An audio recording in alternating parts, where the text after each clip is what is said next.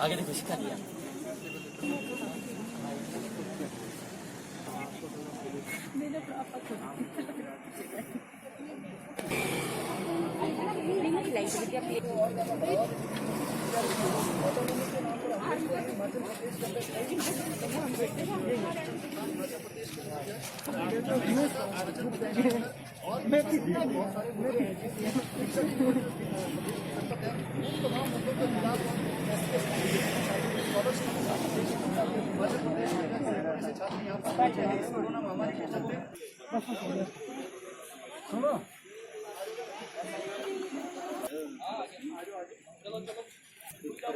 Star लगे school the and जिने में है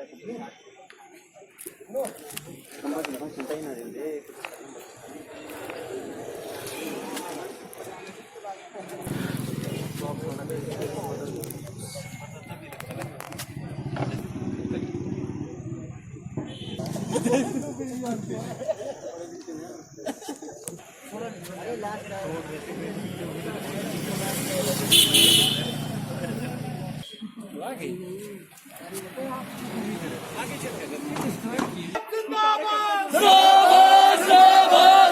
पारदर्शिता लाए जो भर्ती की जा रही है,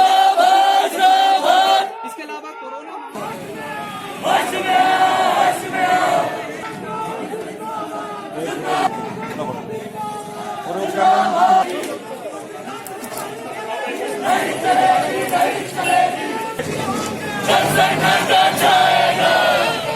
देखिए मैं बोला मैं हमारा पीसफुल है। डीएसपी साहब को बोलो वो पीसफुल जा रहे हैं, कुछ नहीं है, कोई नहीं कर रहे हैं, ऐसा कुछ है ही नहीं, पीसफुल जा रहे हैं।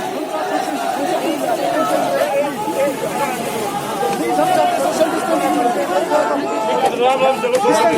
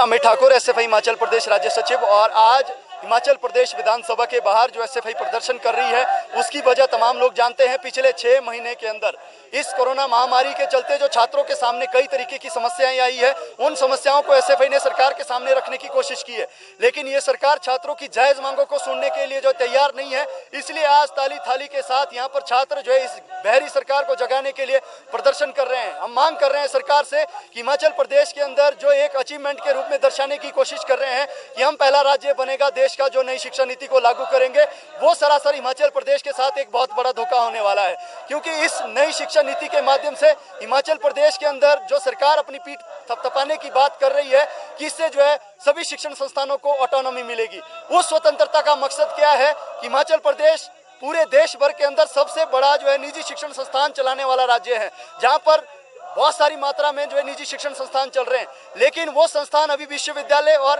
हमारा जो नियामक आयोग है निजी शिक्षण संस्थानों के लिए बना है उसके कंट्रोल में रहते हैं। लेकिन इस नई शिक्षा नीति के माध्यम से उनको ऑटोनॉमी मिलेगी, वो अपने स्तर पर फीस, डिग्री और डिप्लोमे को लेकर, विषय को लेकर जो अपने लेवल पर स्वतंत्र हो जाएंगे।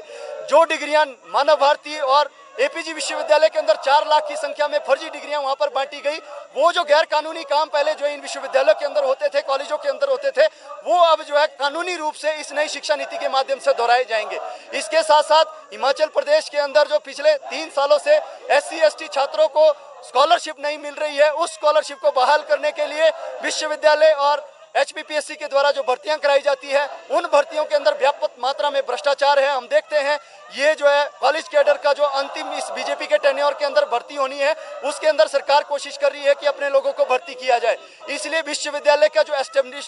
HPPSC का जो एस्टेब्लिश्ड नॉर्म है जिसके तहत पर्सनैलिटी टेस्ट को ही जो है प्रायोरिटी दी जाती है, जबकि स्टूडेंट का जो सब्जेक्टिव एप्टीट्यूड टेस्ट होता है उसको जो दरकिनार किया जाता है, उसका साफ तौर पर यही मतलब है कि सरकार अपने चहेतों को इन भर्ती प्रक्रिया के माध्यम से कॉलेज के अंदर भर्ती करना चाहती है, जिसको SFI बर्दाश्त नहीं करेगी। और इसको एक्सपोज करते हुए आज हम मुख्यमंत्री के सामने एक मांग पत्र के सामने इन समस्याओं को रखेंगे।